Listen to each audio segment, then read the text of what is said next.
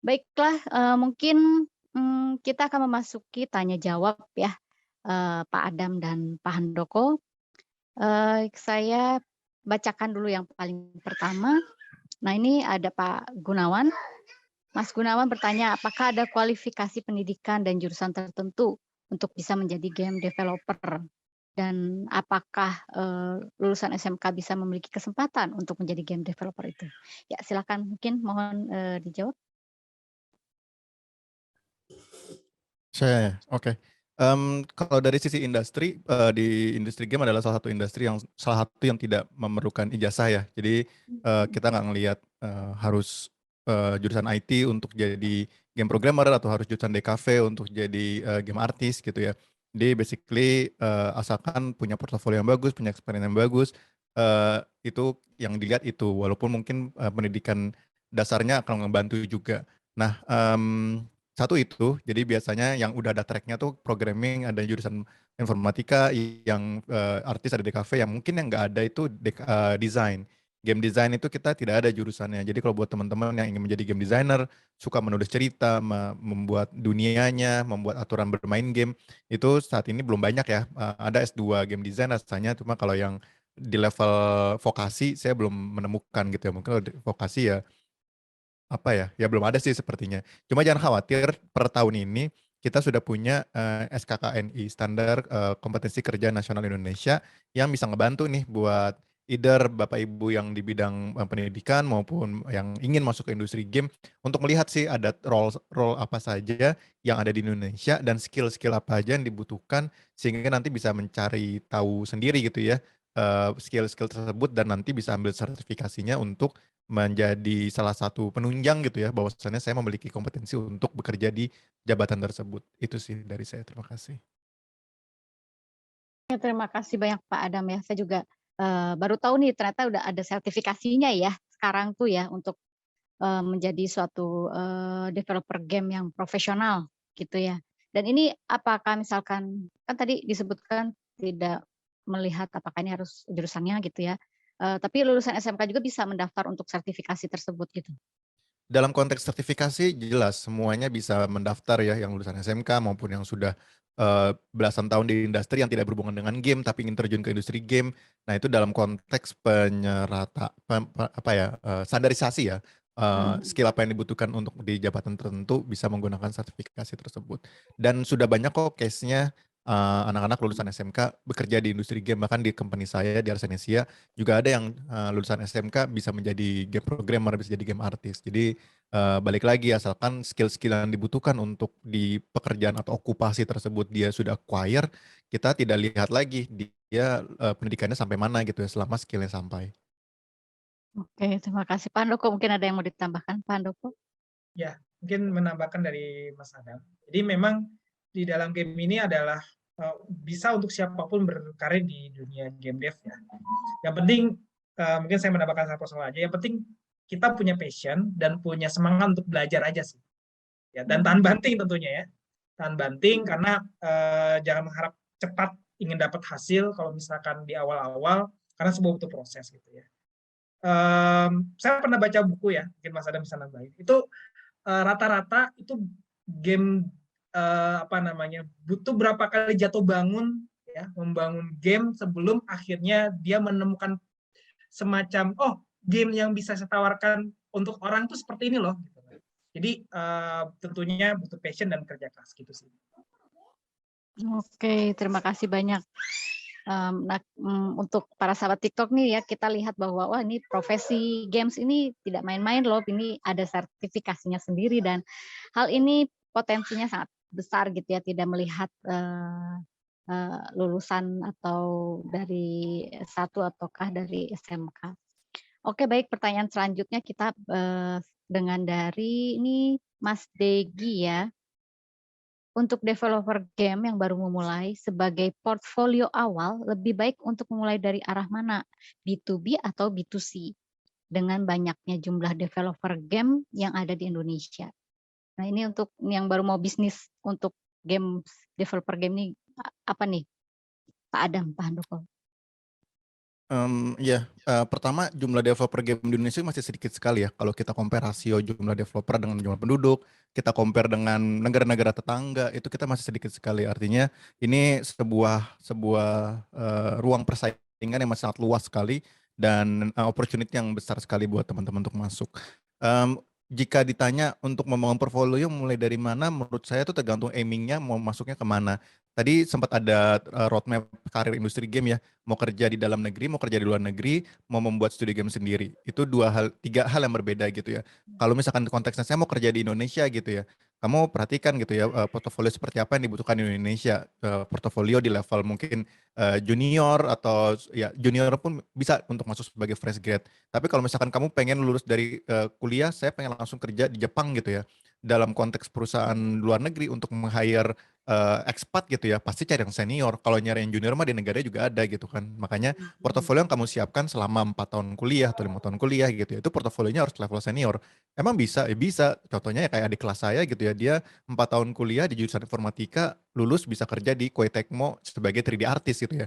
Udah mana nyebrang jurusan gitu ya, langsung kerja di luar negeri, jawabannya ya bisa asalkan disiapkan.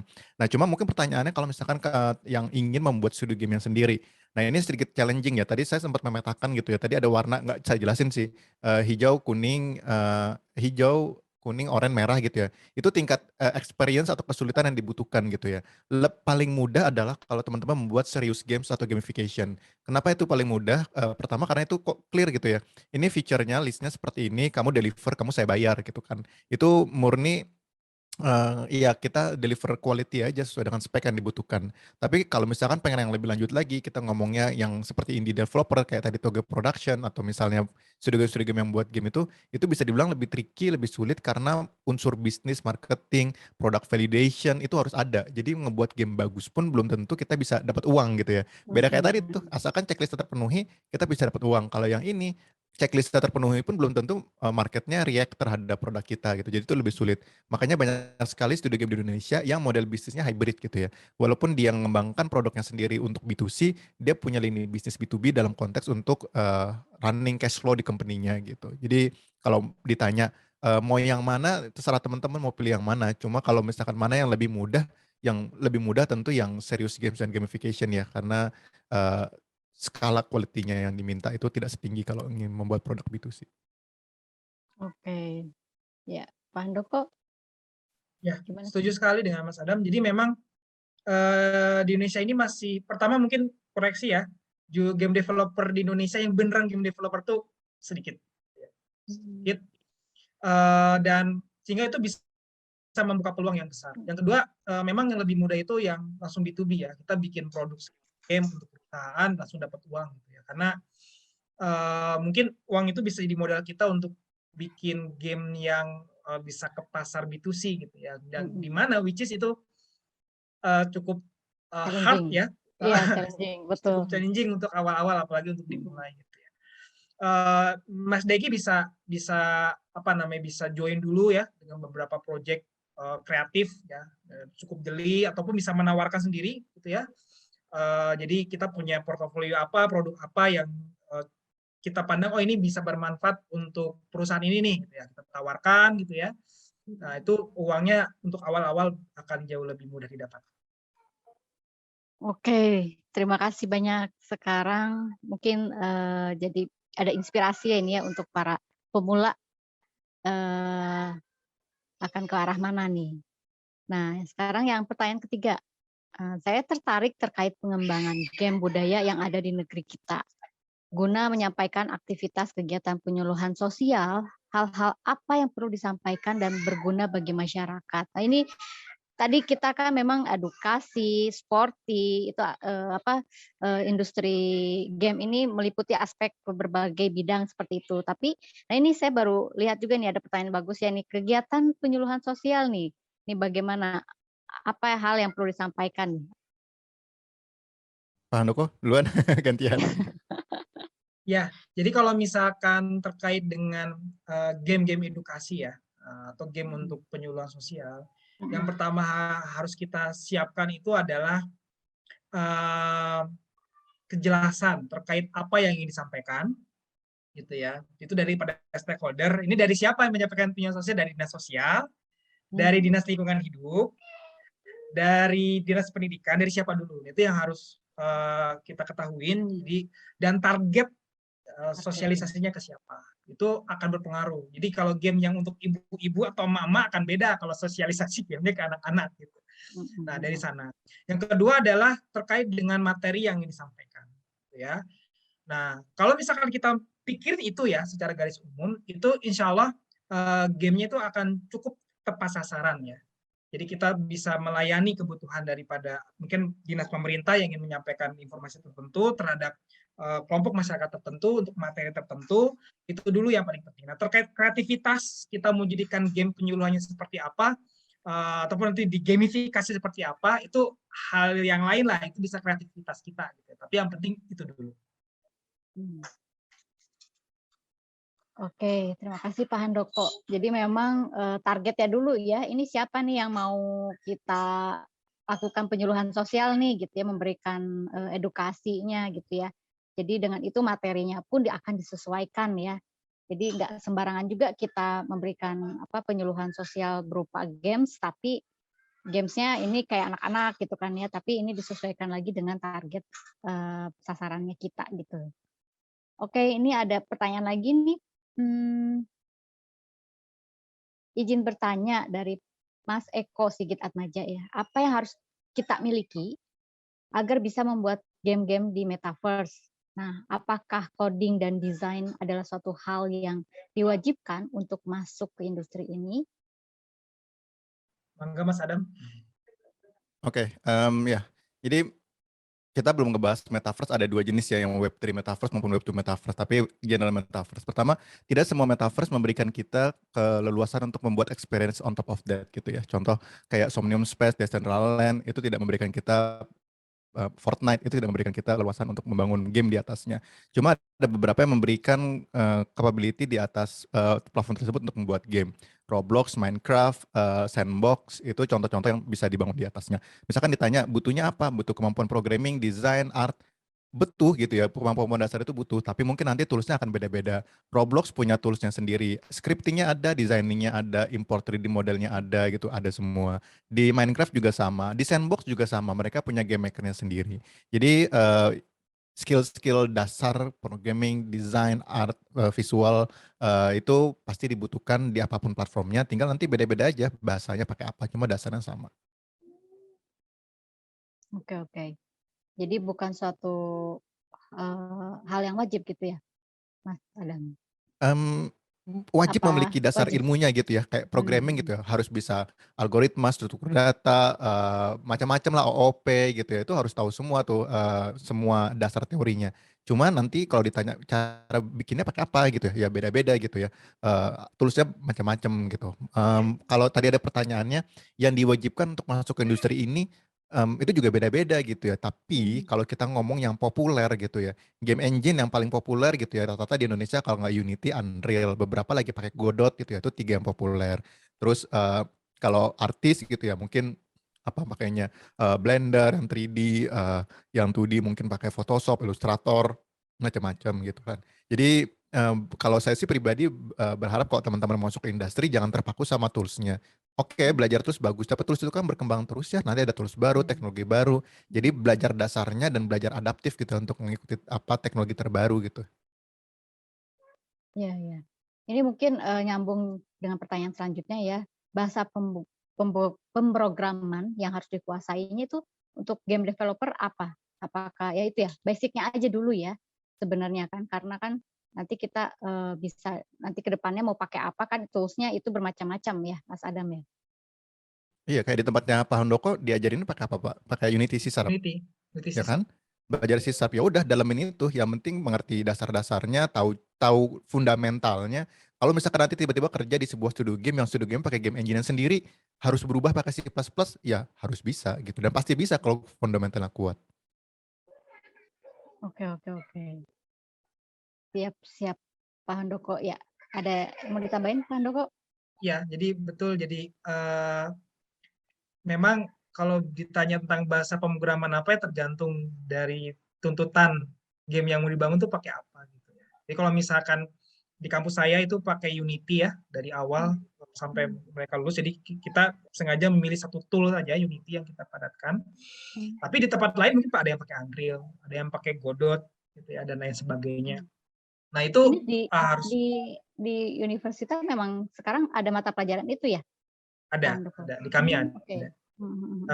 Dan itu harus beradaptasi dan tapi jangan takut karena seiring berjalannya waktu, kalau teman-teman itu tekun ya membuat game, walaupun disisap, itu ketika dikasih engine baru itu akan melihat pola yang sama sehingga adaptasinya cepat.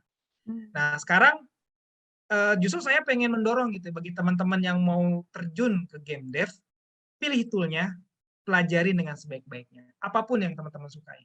Dari sana kalau teman-teman benar-benar kuasain, pindah tool itu tidak sesulit yang teman-teman bayangkan. Pindah bahasa tidak sulit yang teman-teman bayangkan. Bahasa, iya. Iya, betul-betul. Ya, ini sangat menarik ya untuk para mahasiswa atau teman-teman gitu ya yang tertarik sekali dengan profesi ini ya, Mas Adam dan Mas Handoko.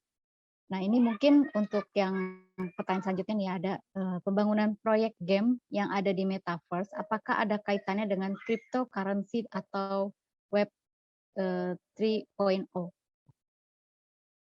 Ya, ini tadi yang sempat saya mention di awal ya. Kita bagi dua jenis metaverse, dan bahkan game pun sekarang juga ada yang Web3 games gitu kan. Apakah ada kaitan dengan cryptocurrency dan Web3? Ada yang tidak. Sandbox berkaitan, Somnium berkaitan, Decentraland berkaitan, CryptoVoxel, itu metaverse yang di build on top of Web3 atau blockchain teknologi.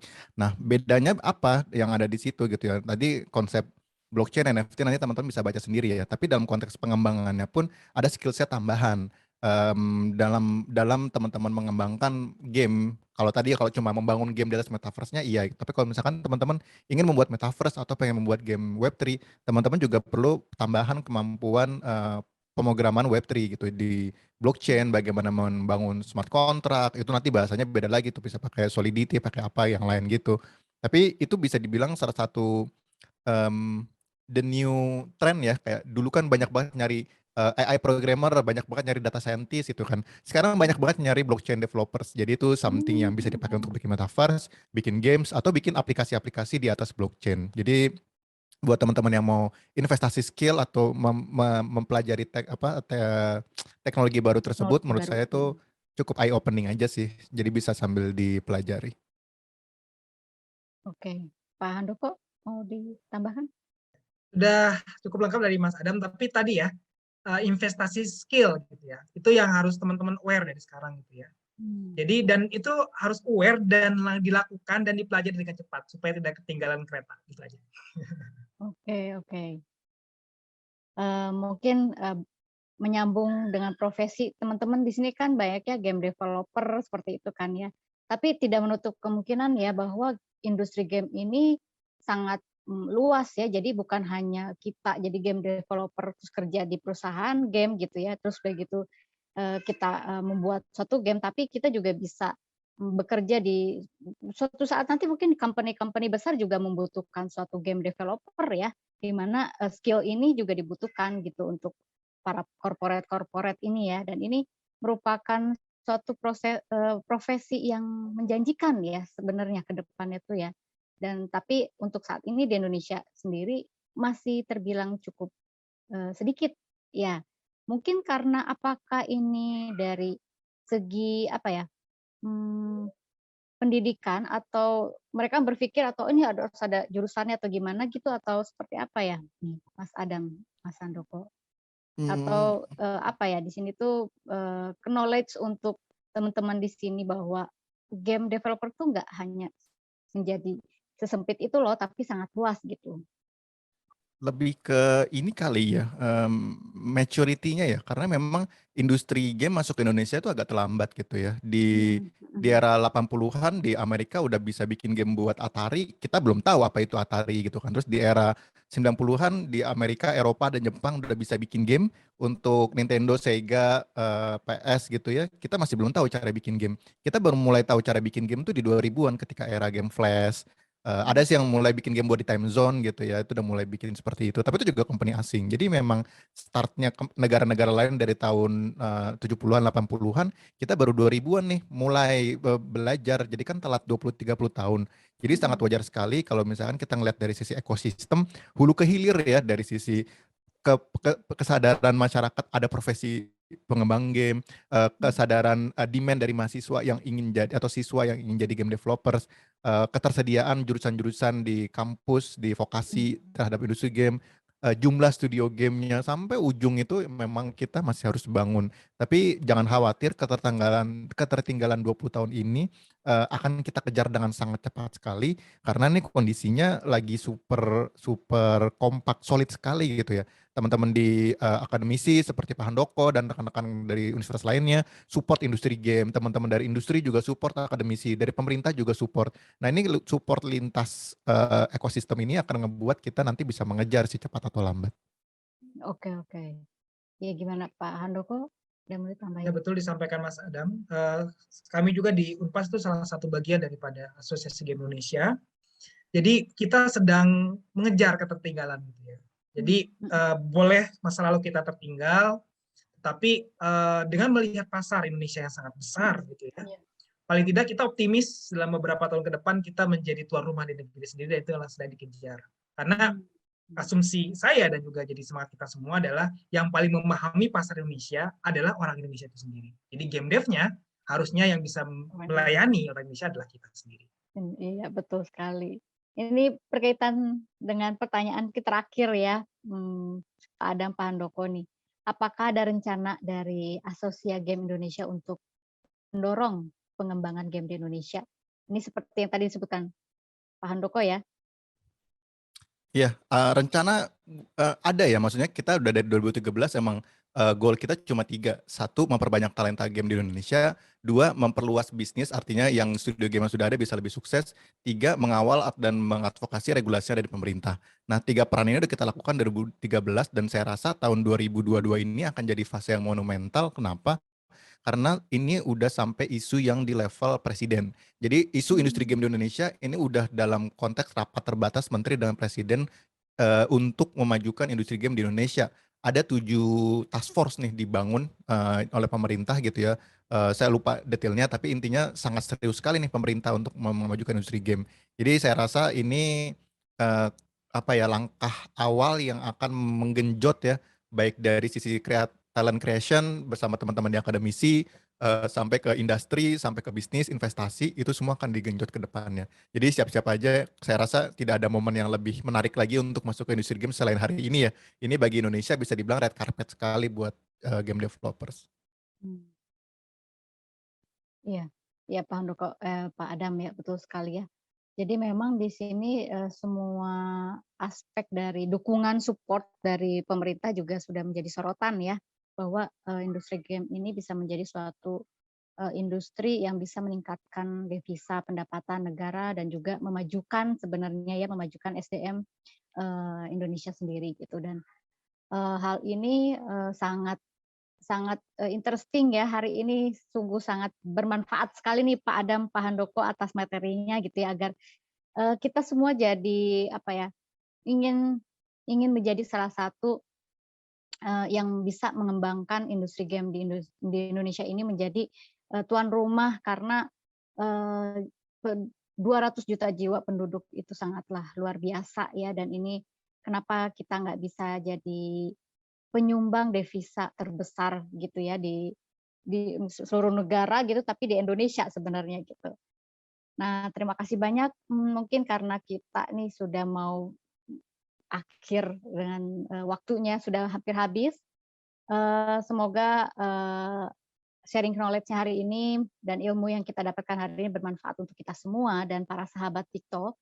Dan ternyata potensi game ini sangat luas dan sangat menjanjikan sebagai profesi maupun bisnis ke depannya, dan kita akan melihat antara 4-5 tahun lagi ini mungkin akan boom, fantastik. Dan untuk para teman-teman sahabat TikTok ini, bagi yang memang sudah menyukai game, bisa diarahkan ke hal yang lebih bermanfaat gitu.